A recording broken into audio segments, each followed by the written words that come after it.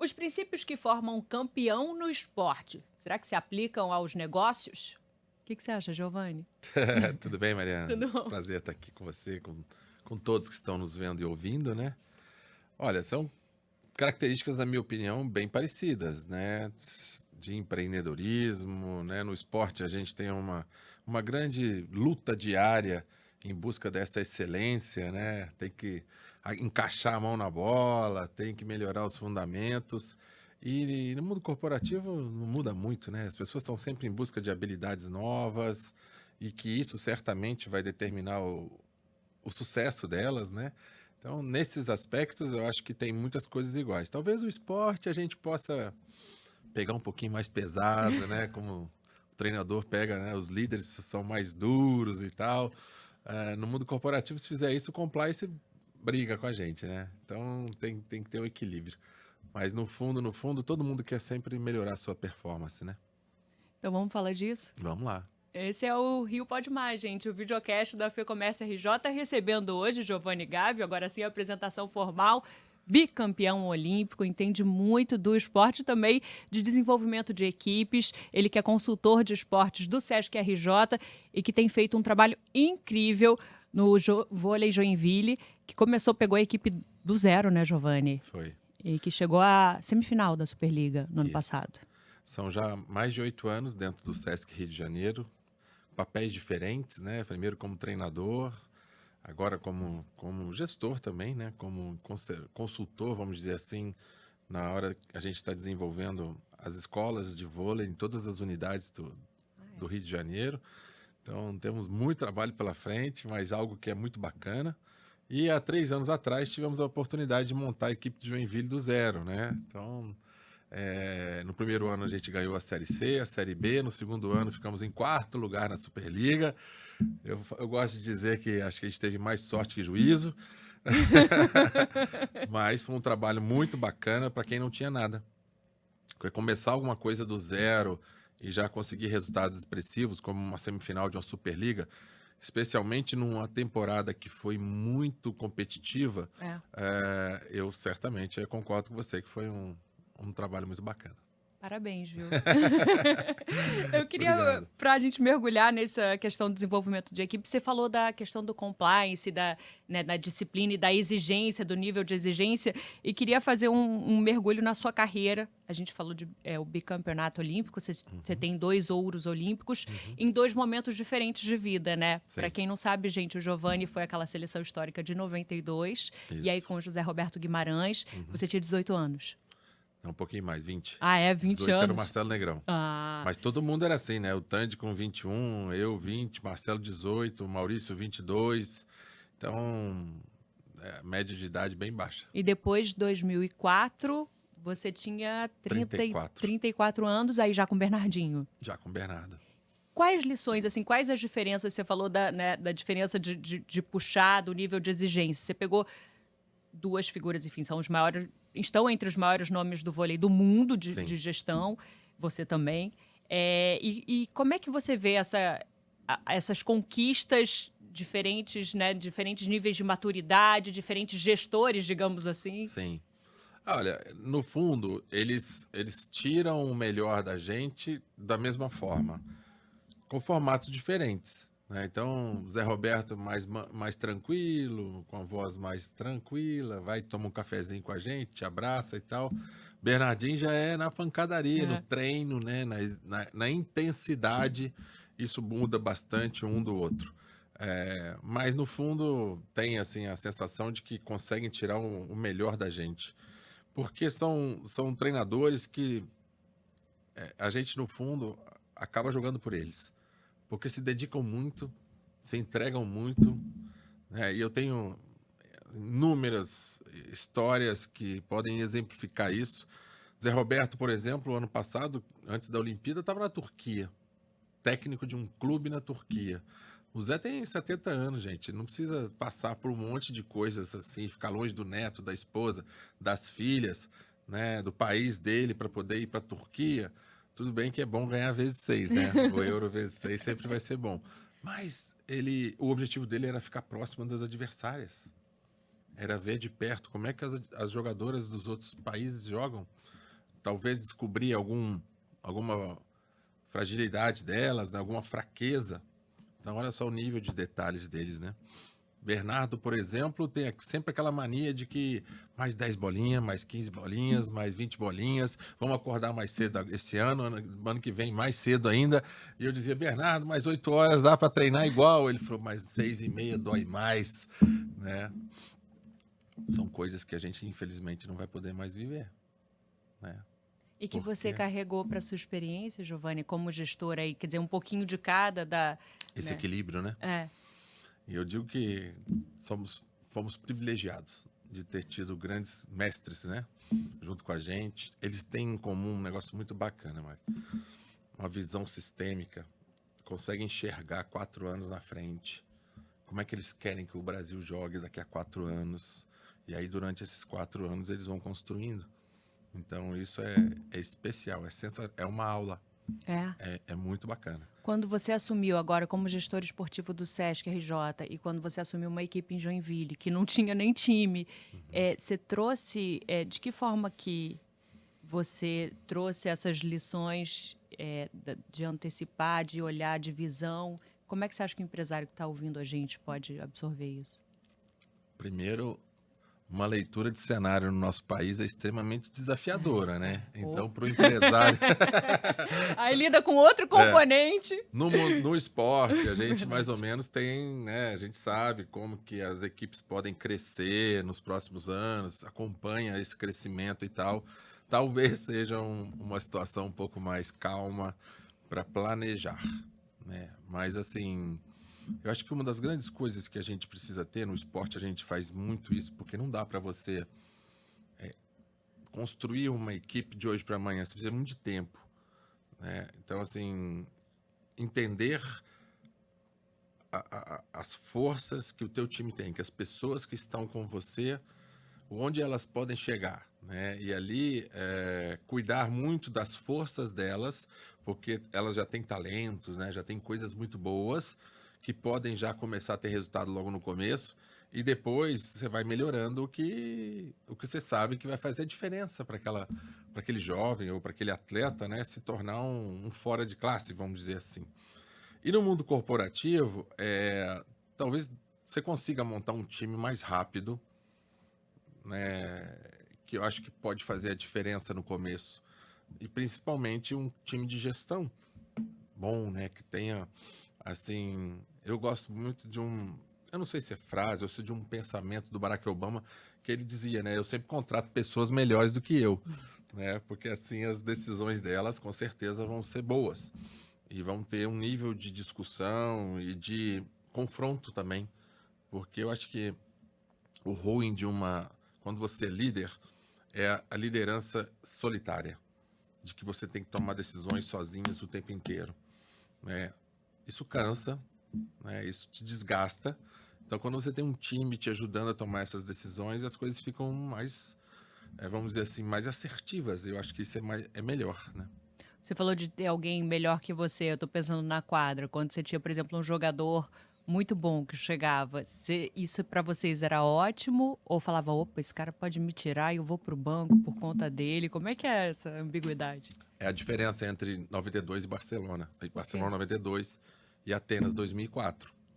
E aqui não quero me desfazer dos meus outros companheiros, mas os reservas, por exemplo, em 92 não jogaram muito, porque o time titular estava jogando muito bem, né? Tinha um padrão de jogo muito forte. 2004, que é o ciclo ali 2001, 2004, se a gente for buscar um pouco na memória, todos os anos tinha alguém que fazia a diferença. E ali todos os 12 jogadores em algum momento fizeram a diferença. Inclusive era uma arma, né? Era uma oportunidade que o Bernardinho descobriu de mudar. Porque ninguém treina reserva, né? É. E aí, Os outra coisa, adversários, os né? adversários não estudam reserva. Desculpa, a gente treina, mas o adversário nunca sabe o que um reserva pode fazer, porque ele não tem imagem, ele não sabe qual a característica daquelas pessoas. Então, às vezes, o jogo ficava ruim, Bernardinho tirava 3, colocava 3, E e não o jogo mexia com o mudava ego de tudo. vocês, não? Vocês aprendiam. Passou por um momento de É. de atrito, né? Mas a gente começou a perceber. Aquele time de 2004 tem uma característica muito bacana. Eu acho que o auge de um time é quando o time cuida do time. O resultado é consequência.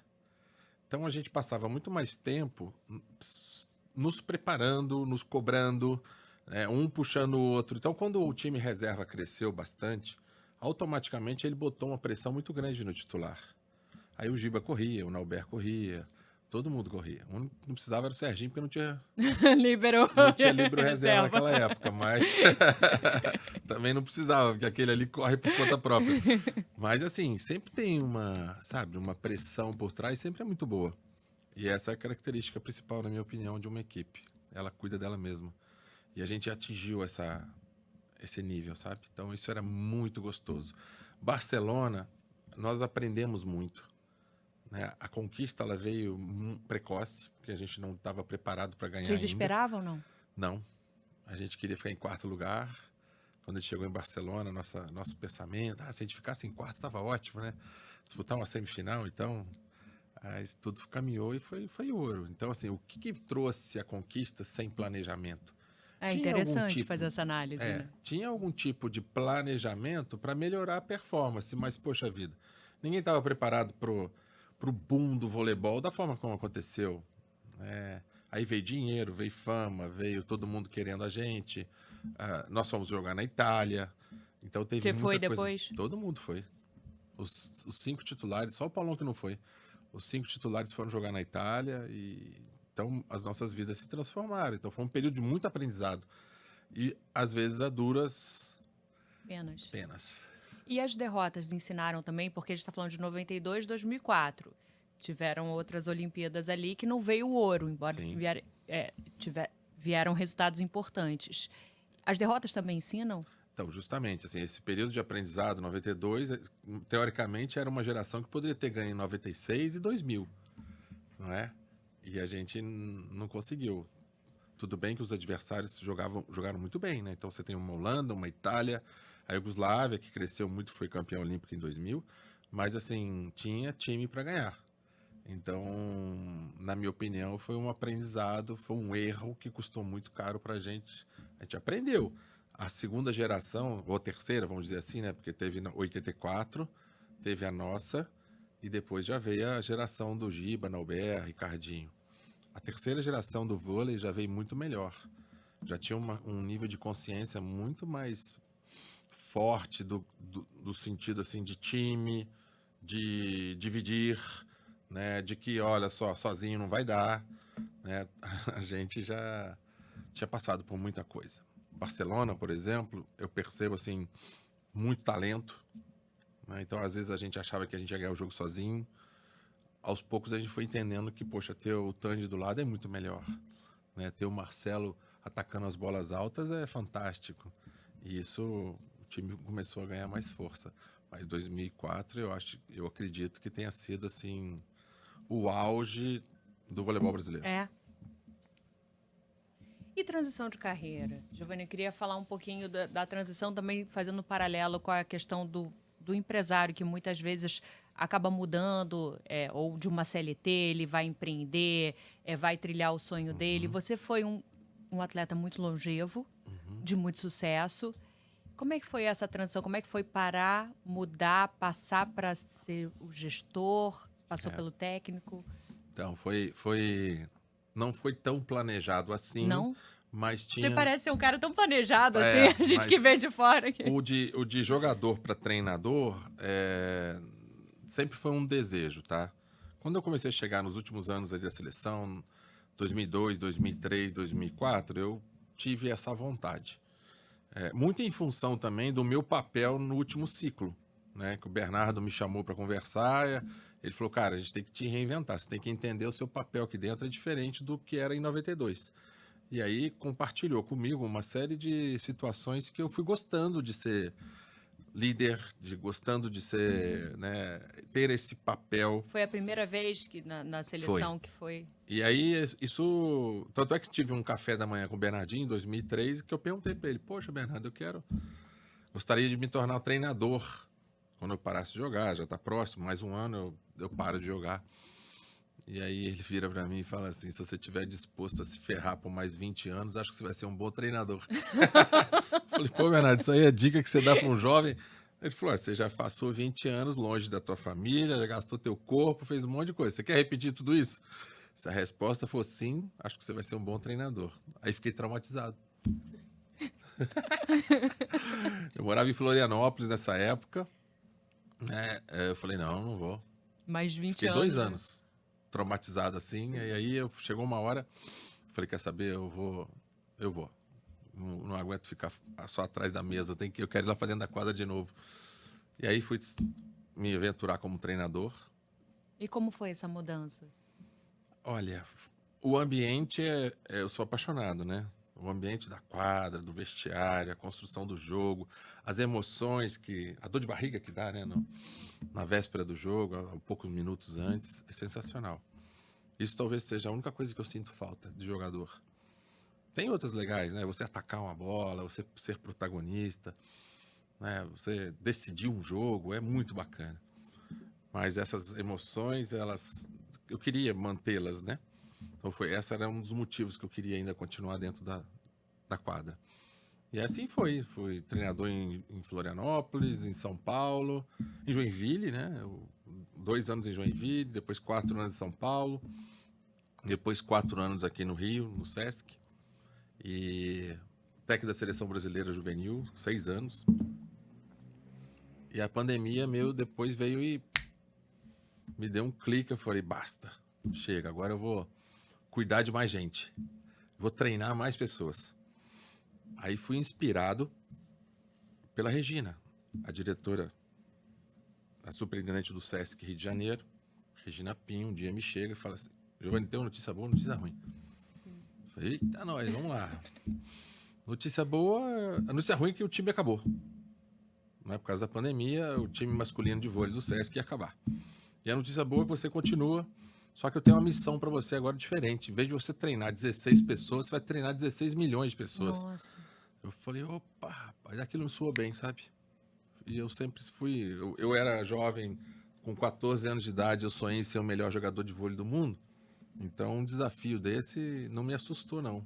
Eu falei, tá aí, vamos embora. Que ano foi isso? Quando você começou? Foi 2001. 2001. Aí, em 2001, eu mudei completamente. Aí começou a parte de consultoria do Sesc, a gente montando as escolinhas de vôlei nas unidades. Apareceu a oportunidade depois, em 2002, do Joinville. E, caramba, tem tantas outras coisas que a gente vai ficar aqui a tarde inteira. Não vai falar. Eu tenho uma empresa de treinamento corporativo.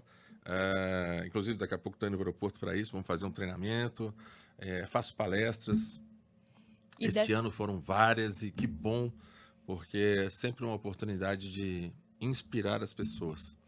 Dessa experiência, que inspiração você podia tirar para o empresário? Quer dizer, dessa transição que foi planejada, mas ao mesmo tempo não foi também, e hoje desse olhar macro que você tem para quem já teve ali na execução diária? Ela não foi planejada, mas foi apaixonada, entendeu? Eu sou muito assim, eu sou muito emotivo para as coisas que faço, coloco muito coração naquilo que faço. Primeiro pelo seguinte, quando você tem a oportunidade de sentar à frente de várias pessoas e você é pago por aquilo, né? Então, assim, eu recebo um valor bacana para fazer uma palestra, por exemplo. Então, no meu jeito de pensar, assim, eu tenho que me preparar. Porque ou eu vou ser um amador disso, ou eu vou ser um profissional. Profissional tem que ter uma entrega no nível que essas pessoas imaginam, né? E acho que o fato de contar um pouco da minha história, e o legal é que não é uma história assim, sabe? Só de ganhos e de vitórias. A gente que olha de fora... De fora, às vezes, as pessoas percebem isso. Tem muitos altos e baixos, tem derrotas, tem dores, né? Tem lesões importantes, tem vôlei de quadra, tem vôlei de praia, que quase que foi uma fuga, né? Foi um momento de depressão até, Giovanni? muito grande ali. Em 96, 93 eu sou eleito o melhor jogador de vôlei do mundo, né? 94 a gente não ganha nada, 95 não ganhou nada, 96 não ganhou nada. As pessoas questionavam muito, pô, você é melhor pra quê então? Se o Brasil não ganha mais nada. E aí questionaram muito, uma das formas que eu encontrei foi fugir. Falei, tá bom, o problema sou eu vou embora. Talvez não tenha sido a melhor, né? Mas foi a que eu encontrei naquele momento para poder encontrar uma solução. Você foi pra areia? E aí eu fui jogar vôlei de praia. Eu e Tandy. Tandy também Lembro, é verdade. tava cansado. Fomos pra areia. Mudou tudo, né? O cenário, os desafios, porque, poxa, o Tandy até brinca comigo, fala, Giovanni, você é mineiro, você não sabe andar na areia, o que você vai fazer no vôlei de praia? Aquele marzão. Eu falei, por isso mesmo, mineiro é apaixonado por praia, lá que eu vou. Como é que foi? E foi bom, foi desafiador no início, porque tinha uma sensação, né, até a gente, de que a gente ia ganhar. E não foi assim. Perdeu tudo no começo. É completamente diferente, a gente tem que se adaptar. Tem que recomeçar, botar a sandalinha da humildade. Sabe, assim, nessas histórias todas, eu acho que a gente tem que sempre dar muita importância para os processos, né? Então, assim, tem que dar muita importância para as habilidades. E a gente tem que manter sempre a humildade. De nunca achar que você já é bom o suficiente. Que dá sempre para puxar um pouquinho mais, que dá sempre para aprender alguma coisa a mais. E acho que isso é bacana. No mundo, qualquer mundo a gente utiliza isso, né? O grande desafio, a velocidade das comunicações hoje, as pessoas querem queimar etapa, querem ir direto lá para frente. E às vezes perdem a oportunidade de viver momentos extraordinários, né? Que é o momento do crescimento, que é o momento do aprendizado, que é o momento, às vezes, da dor de você falar assim, cara, eu não estou conseguindo, né? Aí você acorda no dia seguinte com um pouquinho mais de vontade, vai lá e consegue. Então tem todo esse processo. Quando eu cheguei muito jovem ainda, eu saí de Juiz de Fora e fui para São Paulo. E lá, né, saí de um time extremamente amador para um dos melhores times do Brasil na época. E o treinador um dia me chama e fala assim, mas eu não sei se você vai ser um bom jogador de vôlei, porque a bola não encaixa na tua mão. Ali eu percebi depois que ele estava me testando. Mas é isso, gente. O que as pessoas fazem, fazendo uma analogia, para que a bola encaixe mais todos os dias, né? Então, tem que tocar na bola. Quanto mais você tocar na bola, mais ela vai encaixar.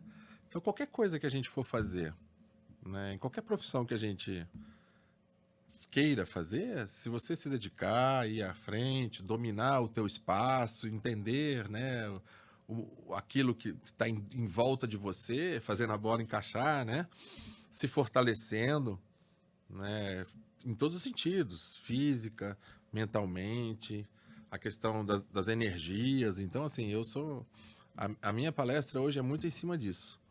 Fortalecer as pessoas para que elas façam parte de bons times e ganhem. Sozinha não vai dar. Nossa, uau! Bom, o Giovanni, além de gestor esportivo do Sesc, de liderar o time de vôlei do Joinville, ele também assumiu no ano passado uma função super importante e gostaria de pedir para você compartilhar com a gente, porque esse ano estão abertas as inscrições do Prêmio Visão Consciente da FEComércio RJ, gente que reconhece ações de responsabilidade social, também voltadas para o meio ambiente, de empresas pequenas, médias e grandes. Giovanni foi no ano passado jurado, são sempre pessoas profissionais assim, né? Desse nível. Foi uma experiência fantástica, sabia? Como é que foi? Foi sensacional. Primeiro porque é um prêmio muito bacana, né? Ó, eu tô com uma colinha aqui, porque, poxa, o prêmio, os vencedores têm uma oportunidade de ouro, na minha opinião. É verdade. Para lembrar, gente, o Giovanni lembrou muito bem. O prêmio é ir para a maior feira de varejo do mundo, em Nova York, NRF Retail's Big Show, com tudo pago, né? Tudo, quer dizer, não é você, né? Você não só dá o peixe, você ensina a pescar, né? Você volta. Eu acho bacana isso, porque uma das coisas que aconteceu comigo que transformou a minha vida foi quando eu fui para a Itália. A Itália tinha os melhores jogadores da época, era o melhor campeonato, tinha uma atmosfera diferente. Então eu imagino que para uma pessoa que esteja trabalhando no Rio de Janeiro, a oportunidade de estar em Nova York, só Nova York já é um negócio extremamente fantástico, né? Porque você vê muitas coisas que não são normais para a gente aqui, você pode aprender. Mas você ir numa feira, né, que provavelmente, com certeza, referência mundial em muitas coisas, você vai ver algumas situações, ter contato com algumas coisas que podem mudar a vida das pessoas aqui. Então, quando eu fui chamado para ser o jurado, eu falei, cara, como que eu posso compartilhar, eu posso ajudar isso aqui de alguma forma, né? Para mim foi muito bacana. Primeiro porque deu um pouquinho de trabalho, porque foram mais de 50 cases, né? E eram separados, né? Tipo, meio ambiente, responsabilidade social, mas tinha algumas ideias, assim, sensacionais, sabe? Teve E, alguma coisa que e você lembra que chamou a que, e que, atenção? assim, foram, certamente, se conseguissem que elas fossem implantadas, né, provavelmente iam ajudar muito a gente. Aqui agora num caso específico, mas, por exemplo, teve gente que, de equipamentos, por exemplo, que uma telha, por exemplo, que podia absorver lá a energia solar, em vez dos painéis, a telha poderia ser talvez mais fácil de montar, mais fácil de fazer, e que poderia ajudar.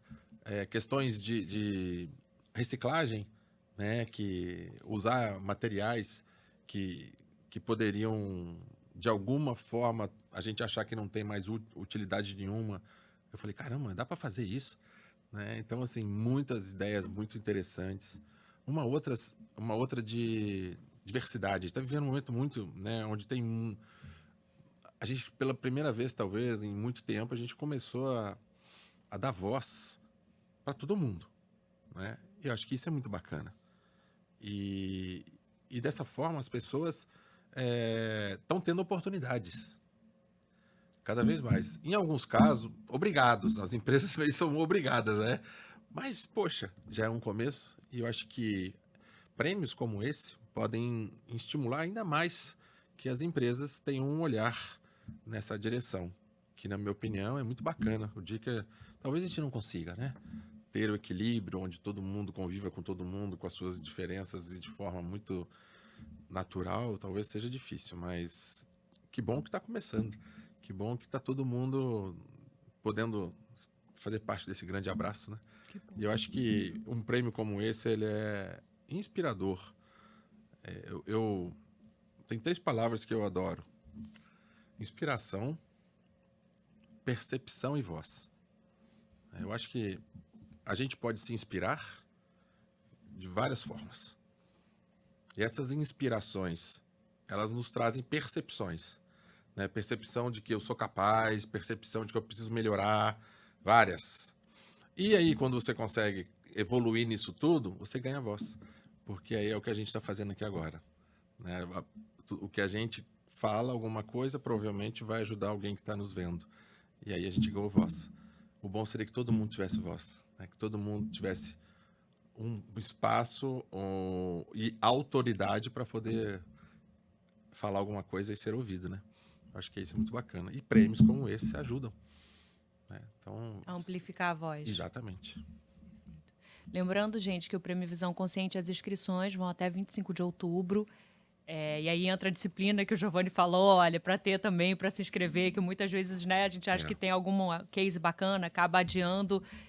Isso vale também para o prêmio até 25 de outubro. As inscrições e outras informações se encontra no site do prêmio, visãoconsciente.com.br. Antes da gente fechar, Giovanni, aproveitando o prêmio, você falou da importância de estar lá, o prêmio é a viagem para Nova York, para essa maior feira de varejo do mundo. E lá tem sempre líderes, de diferentes líderes empresariais, também do esporte, falando de gestão. Esse ano a gente vai ter gestores Starbucks, CEO da New Balance, enfim, empresas que são referência, que vão estar lá, que o empresário vai poder ouvir de perto. Qual que é a importância para você de escutar pessoas referências, líderes, seja no esporte ou em outras áreas? A inspiração que eu falei. A gente viveu um momento na pandemia que eu acho que foi sensacional. Porque esses líderes, essas pessoas, esses influenciadores de verdade, né? Eles começaram a abrir um pouco as suas caixas, né? As suas, vamos dizer, histórias, Compartilhá-las, né? compartilhar um pouco do que deu certo, do que não deu certo.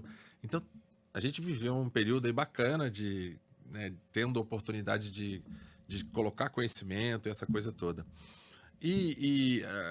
Uma das coisas mais legais também de fazer parte do Sistema S, da FEComércio, é isso, é um pouco da gente ter a oportunidade de contribuir para a transformação da vida das pessoas, né? Seja às vezes com um videocast, ou com uma palestra, ou com uma esporte. inspiração através do esporte, ou um show, ou uma apresentação, que eu acho que isso é muito bacana. Então, a FEComércio cumpre esse papel. Então, assim, eu tive a oportunidade de analisar talvez mais de 50 cases durante.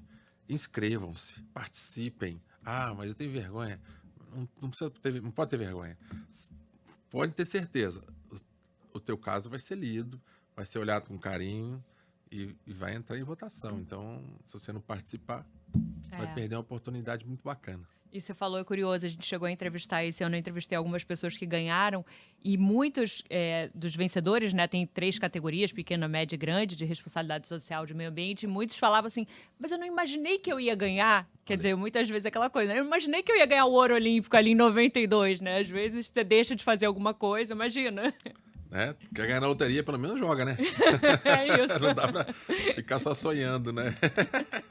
Giovanni Gávio, muito obrigada, Giovanni, por compartilhar também tanta sabedoria, enfim, histórias e inspiração. Muito obrigada, obrigado, viu? Um grande abraço a todos. Né, que bons negócios, realize seus sonhos, se apaixone, porque com a paixão a gente fica mais forte naquilo que a gente quer. E vamos em frente, né? Bacana. Obrigado. Obrigada, gente, pela companhia. Valeu o papo. Tchau, gente, até a próxima.